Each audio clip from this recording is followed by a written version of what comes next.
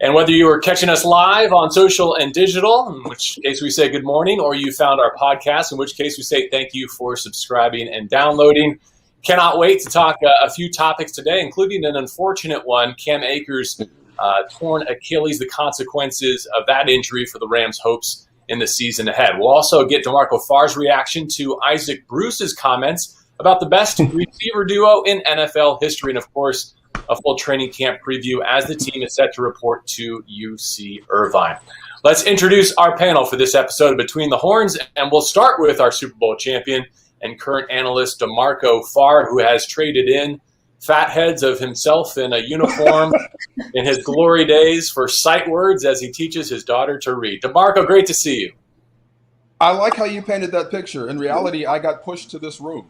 Yeah, I'm outnumbered in my household. So this is where I'm in my daughter's room. So, yeah, this is the only quiet place right now. Stop playing defense. He's not playing defense anymore. Come on. Okay. Yeah, JB's the offensive guy. But yeah, so we're expanding our vocabulary. This is really cool. Moving into the first grade.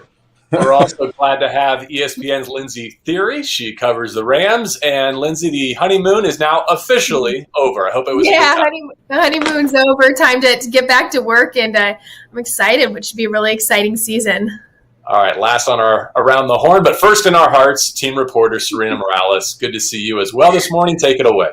It's good to see all of you. And yes, as you mentioned, JB, unfortunately, we have to start today's show on some more disappointing news as the Rams confirmed Tuesday that second-year running back Cam Akers suffered a torn Achilles. And according to multiple reports, the injury was sustained while training. Now, Cam Akers was expected to carry much of the load for the Rams' run game this coming season, as Sean McVay has described him as an every-down back. DeMarco, I'm going to start with you. As a former player, when you hear torn Achilles, what goes through your mind?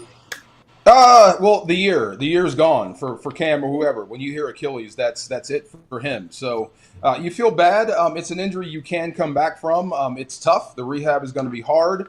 And I hope for Cam's sake that, during this rehab process, when he does get back on the field, you don't lose that specialness, which is entirely possible. But I mean, yeah, you feel for the guy. It's bad news. It rocks your world. And then you want to hear how it happened. What were you doing? How did you tear that Achilles? Because think about it. Cam Newton, outside of the center, and Matthew Stafford, who was going to possess the ball longer than Cam Newton on this football team? He was set to roll. And the way he finished the year, how he was setting up his blocks. I was telling JB this last year. He can make a bad block good. He can make a good block great, and a great block into something special. You can go straight from midfield into the red zone with the way he was carrying the football. So it's just a shame for him. It's unfortunate, but I guess if there was a silver lining, it happened early. Now, if you're Sean McVay in the offense, you have a chance to adjust and, retool, rethink a few things. But it's a shame. I thought he was set for a breakout year, and we'll just have to wait for another year to see what we get out of him. Yeah, Cam Akers finished his rookie year as the Rams' leading rusher after registering a team-best 145 carries for 625 yards, 2 rushing touchdowns. Oh, let's not forget the 11 receptions for 123 yards and 1 touchdown in the passing game. These numbers certainly pop to us sitting up in the press box, Lindsay. With Cam now sidelined, how does the backfield look for the Rams heading into training camp and the 2021 season? Yeah, the good news is you still have Darrell Henderson. Let's not forget the Rams picked him in the 3rd round in 2019. Time flies. So he's going to be a guy who obviously can step into that starting role and do a really nice job. I think the concern comes who's after Darrell Henderson. Xavier Jones, Ray Calais, Jake Funk, Otis Anderson. I think Rams fans are going to become very familiar with those names throughout training camp because obviously Sean McVay is going to throw them in the fire and see if any of them can make it. I don't think you're concerned about Darrell kind of stepping right in, but when you're looking at this scheme and you're looking at some undrafted free agents and maybe some 7th round picks, that's a tough role to step into, even as a backup. I know a lot of people have been saying, well, it's a plug and play role. Look, they signed CJ Anderson a few years ago and just plugged him in. It's like, well, CJ Anderson did have a lot of NFL experience. He knew how to block. He knew how to do a few things. Whereas if you're a guy who has no experience on offense, that's a little bit tougher. So I think it's going to be a huge training camp for those guys. I know Sean McVay the other day did not rule out the possibility of bringing in a veteran running back, and I won't be surprised if by the end of training camp, if the Rams haven't signed someone who's just a veteran presence who they know they can depend on, especially in a lot of those pass protection situations. For sure. CJ Anderson, Super Bowl winner, also very rested when he came in midway during the season, Lindsay, to your point. I also just want to bring up, the loss of one running back. I ended up focusing more on some of the other players that are on offense outside of the deep wide receiver group. But they picked up a guy, Ben Skoranek. They call him Benny Sko. He's a rookie wide receiver. He's 6'3", 224 pounds, listed as a wide receiver. Jacob Harris, Lindsay, JB, DeMarco, I know you've all heard Sean McVay be very excited about Jacob Harris, tight end, 6'5", 211 pounds. These guys are going to match up well against linebackers. They're going to get through, and they're physical guys. You add that to Tyler Higbee. I actually throw out, okay, maybe you lose someone like Cam Akers, but you're picking up these other physical players that can add to the offense overall. JB, I'm going to toss it over to you. You have any other final thoughts on what this injury means for the upcoming season? Well, of course, we could do a whole podcast just on this one subject, but I think you guys have summarized it pretty well. So I'll just touch on a few other thoughts that are on my mind. First of all, it's been a tough summer for Les Snead and his loved ones, and I'm sure he would like to go the rest of his life without ever hearing the word Achilles again, because the summer began with his wife hurting her Achilles injury. Kara, we hope your recovery is going very well, and now his top tailback done for the season ahead. We've heard so much about Thomas Brown, the Rams running back coach, being a rising star in this profession. This is a major opportunity for him, a major challenge. But if he and that position group can overcome it, I think he's destined for even greater things sooner rather than later in his coaching career. I think the trade for Matthew Stafford in retrospect looks all the more critical and consequential now because his right arm is going to have to be heavily iced after every game this season, I would suspect. And he's also going to have to protect himself to the best of his abilities because pass protection is going to be, I think, a major concern at that running back position given what they've lost. Of course, I'm heartbroken for Cam. I was reflecting this morning, like, how would I feel if you told me today that I just couldn't participate in this season and I would be crestfallen, and certainly Akers had so much more to look forward to and on the line than I do. But in terms of altering expectations for this season, I don't think it moves the needle much for me. I think back to 2019 San Francisco and how the 49ers went to the Super Bowl with Tevin Coleman, Raheem Mostert, Matt Breida, Jeff Wilson as their backfield. That's a third-round pick and 3 college free agents. So you're not going to get sympathy from any other opponent in the best division in football, nor across the National Football League. If there is a silver lining to this injury, and it is devastating, believe me, it's that Sean McVay and the front office now have time to plan for it, to adjust accordingly, and if necessary, to supplement through all available means. I like JB's. Always a good take. Always stand on the positive road. So thank you for that, because now I'm going to toss it over to DeMarco, because before we preview training camp from UC Irvine, I want to bring this up since DFAR has what you would call a personal stake in this debate. The newly cemented Hall of Famer, Isaac Bruce, said that he and Torrey Holt are the greatest wide receiver duo in NFL history, ahead of Randy Moss and Chris Carter. And I'm going to take a quote from an article that was from Brian Diardo out of CBS Sports last week.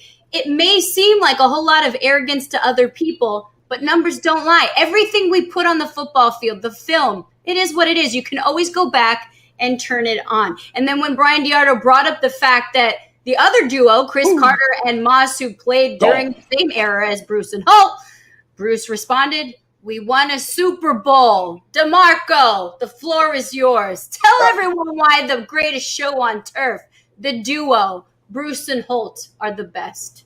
Well, first, you got to be a bad man to hold up your pants with tape. That's a bad dude, and Isaac Bruce. But no, I mean, you see my face when this came up. I got serious because this is like one of your best friends, getting into a barroom brawl. You just got to jump in and start swinging. Have you ever seen that movie Next Friday? It's the sequel to Friday. Yeah. I saw it. Don't remember it. It came out the Friday before we played Minnesota in the playoffs. Carter and Moss. And I swear I sat through the whole movie and couldn't think because They were absolutely terrifying on film. Moss goes one way, Carter goes the other. You don't have enough guys to cover. And if you throw in Jake Reed, who was their third receiver, it was a nightmare, absolute nightmare. And their offensive line was good. They were a good offensive football team. I think they were record-setting. So terrifying. Holt and Bruce equally as terrifying, but a little more selfless than selfish. They could have demanded the ball like Chris. They could have put up a stink. They could have been divas like Randy Moss. No, they were selfless, and they played in a system that was absolutely dynamic and unstoppable when everybody was selfless. So they bought into that. And I would argue this. Anybody that says I'm crazy or Isaac is crazy about saying they were better, let me put Marshall Faulk in Minnesota. Don't you think Moss's numbers and Carter's numbers are going to drop, especially their touchdowns, which is the reason everybody separates them is because Moss and Carter caught so many damn touchdowns and Isaac didn't, or Holson Brute did not. Let me put Marshall over there with his rushing touchdowns and his receptions. Everybody's numbers will decrease. So it's funny, man. As you get older, people lose perspective of the real story, what really happened, and they only go by numbers. So if you look down and see Moss and Carter have more touchdown passes than Holt and Bruce, oh, well, they were better. Well, I guess you were born in the 80s. I guess you didn't see what these two guys were doing. So if I had a choice, it'll be hard to pick against Randy Moss. Get that. But the other three, Carter, Holt, and Bruce, I know which guys I'm picking first. It's easy. They're the ones with the hardware. So I'll just leave it with that. And look, this is so funny. We're talking about the greatest duos, receiving duos in the history of football, comparing the two. And this is why this is such a silly conversation. I bet John Taylor and Jerry Rice are having a great time laughing about this. They won 3 Super Bowls, and they went back to back. So before we start talking about the best duos, start with them, and then let's work to these guys. That's just respect to everybody. Serena, you referenced that conversation with Brian. It's available on the latest edition of Ramblin'. Can be found on Spotify, Apple Podcasts, and therams.com about Isaac Bruce's comments. Any other takeaways from that conversation? Is a Super Bowl win enough to put them over the top? Yeah, Brian Diardo said it best. Records can be broken, but once you win a championship, you can't take that away. To DeMarco's point, you're going to look at even Giannis, recent NBA champ, said it as well. These MVP, winning seasons for him, it was not enough for him, right? Once you win a championship, it's signed, sealed, delivered. You win that. So I think that's something. And DeMarco, it's the greatest show on turf. They got a brand name. It's a brand name. You take that. I speak fluent Isaac Bruce. So it's not what he says, is what he's not saying. So the only guy, now we went through Minnesota, we went through Tampa Bay to get to that Super Bowl to beat the Titans. The only guy that didn't say congratulations was Chris Carter. Honestly, he told us every reason why they should have beat us. So I know what Isaac is trying to say. I know who he's pointing at. Interesting. Well, I found it curious that the Hall of Fame wants all of these enshrinement speeches to be less than 8 minutes now. So good luck with everyone going this summer on squeezing that into the time frame. All right, so enough looking back. Now let's look forward to training camp. We'll be back at UC Irvine. Excited to get down there. Excited to see our fans after a season away. More information on how to be a part of Rams training camp presented by Unified Financial Credit Union is coming up in a few minutes. But DeMarco, let's go back to you for what you are looking forward to most starting next week. Well, this is funny. Seeing Matthew Stafford go live, that was fun. Seeing Jared Goff over the years and seeing just, your quarterbacks working out, it either inspires or does the opposite. The time you got to see the Dallas Cowboys work out and I got to see Tony Romo live in practice, I was really impressed. So I can't wait to see a guy that I've really admired from afar in a Rams uniform, and I get to see him every day. So watching Matthew Stafford go is going to be something interesting. Watching this competition, when you get into 7-on-7 one-on-ones, receiver versus corners, I can't wait for Matthew Stafford and Jalen Ramsey to be on the field at the same time. When it's guaranteed he's thrown in that direction. That stuff is going to be worth the price of admission. And then, of course, I'll have my nose straight up in the pits, to see how Aaron looks, to see how Sebastian Joseph Day looks, to see how they look against that new look or retooled offensive line. That's going to tell everything. It doesn't matter what we talk about with Cam Akers, with the receivers, with Matthew Stafford. If the O-line isn't performing or the D-line is just absolutely murdering them, we've got issues. So first, Matthew Stafford throwing the football, looking for magic there, and then I'll have my nose straight in the pits to see what's really going on. All right, so from the pits to Lindsay. Lindsay, what are you looking forward to seeing play out, all the storylines going into training camp? Yeah, I'm a little more macro focused than Marco. For me, it's just the offense as a whole. And it's killing me just a little bit is knowing that we're probably going to see quite a bit of great stuff on offense from the Rams during training camp. But I think we all know it's really not till week 1 till Sean McVay really runs that offense out. And you see like that goes on at practice when we're not out there standing, watching and seeing how all this gets designed. So I can't wait to see, they brought in a couple deep threats. You have Deshaun Jackson. You have Tutu Atwell. I can't wait to see what happens with those guys this year to have a true deep ball threat. I'm really eager to see, again, we all know Robert Woods, we all know Cooper Kupp, but how they perform with Matthew Stafford. So how that dynamic really works out, I'm very eager to see.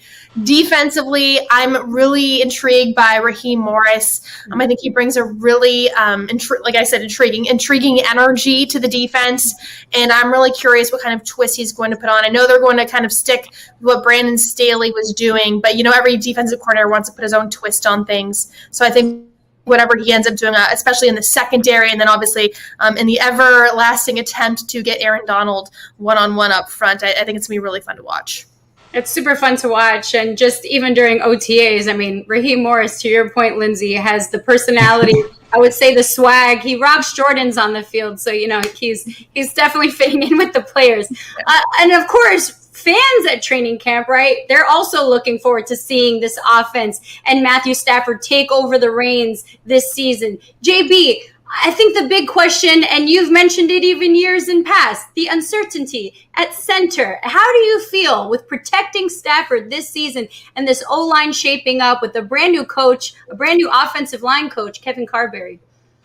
Yeah, to me, the theme going into training camp with respect to the offensive line is the same but different. Like the personnel is intact, but hardly anything else is. Of course, the coaching change, yes. The alignment change with Austin Corbett moving to center, Bobby Evans getting a first crack at guard, the change at quarterback, and now, unfortunately, the change at running back. So as we have talked about with respect to this Rams offensive line in many years previously, the cohesion is essential, and this is the time of year where they kind of put all that choreography in place. But let's not assume that their run schemes and protections are going to remain static as they go through all this transformation. I think it's a critical month for them, especially those joint sessions with Dallas and Vegas where they can go live with the ones, because their first snap this season comes against Khalil Mack and the Chicago Bears. Small things to consider.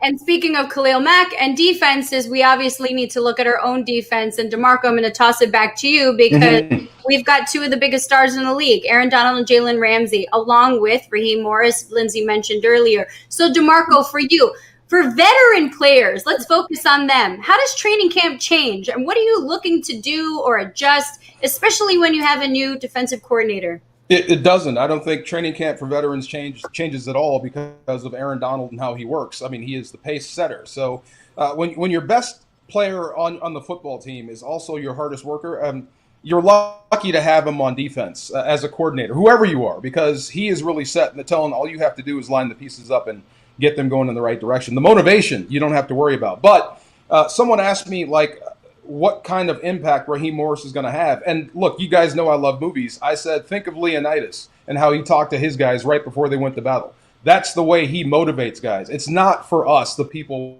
watching. And we've had coordinators that are for the people. They were great at entertaining, but what he does is challenge his guys and get in his face and make work fun.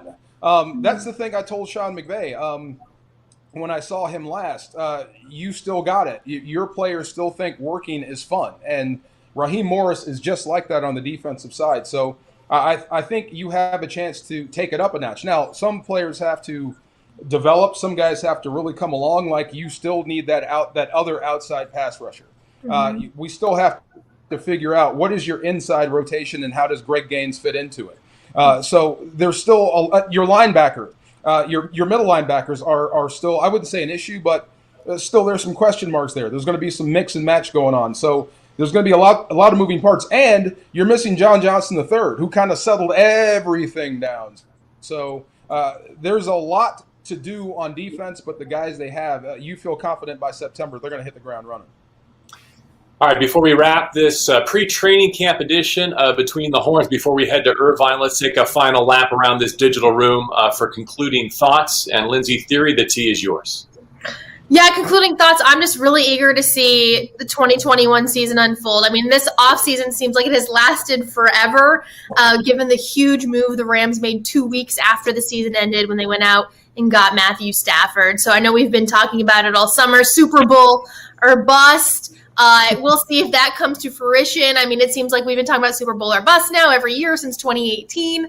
But with the Super Bowl at SoFi Stadium, I just can't wait to see what this team can do to see if they can make it there in February. Serena, would you like to go next?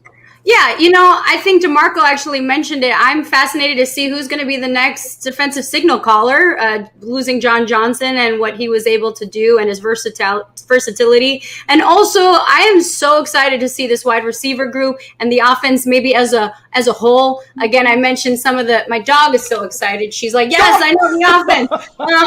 But I think, I mentioned Benny Sco, Jacob Harris, some of these guys that are tight end, like you're going to add them to Tyler Higbee and the things that he can do. I'm excited to see him back, who's kind of been going through his own injury. I think that elbow's been nagging him. So seeing the tight end group, seeing the wide receivers all kind of mesh together and seeing them obviously be targeted by the amazing Matthew Stafford and what he's anticipated to do, it's going to be really exciting. DeMarco? I'm a big fan of vet days. I have to throw that out. I just like, the old guys taking days off in training camp. That's going to be huge. But, just managing the football team. And, just want to caution. Look, this Cam Akers injury is it's massive. Now, it happens at a good time, but you have a chance to adjust. But there is a ripple effect to things like this. So you're going to have to retool some. But there's a lot of time, and you have confidence in the people you have. I'm glad you have a guy in Matthew Stafford. Say you have to win shootouts. Say you have to go head-to-head with some of the best quarterbacks in the league and throw to win the game. So he's one of the best throwers of the football. Couple that with Sean McVay, you feel pretty confident. But there's going to be a ripple effect. Defensively speaking, I guess you can start to ask, how long does the Aaron Donald run of dominance go on?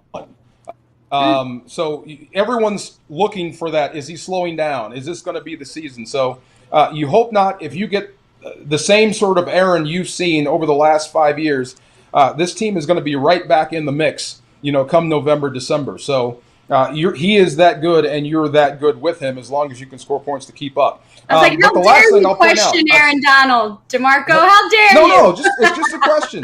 It happens to everybody.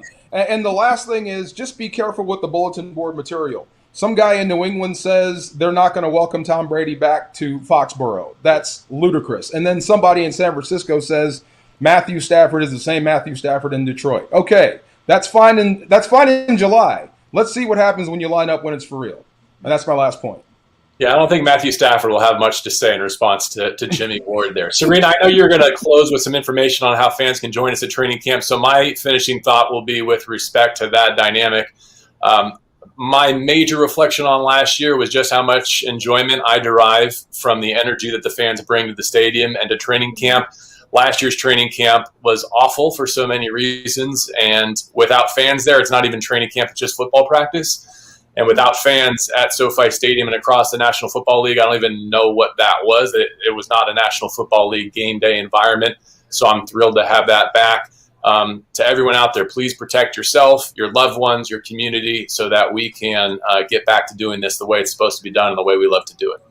For sure. And JB, me, myself, Lindsay, DeMarco, and yourself, we've all seen and experienced SoFi Stadium. So we are excited to see that thing packed for game days again. And you guys can get a nice little warm-up like the Rams. We want to remind fans that training camp is from July 28th to August 10th at UC Irvine. So fans, make sure you go to therams.com/training camp to register for free tickets.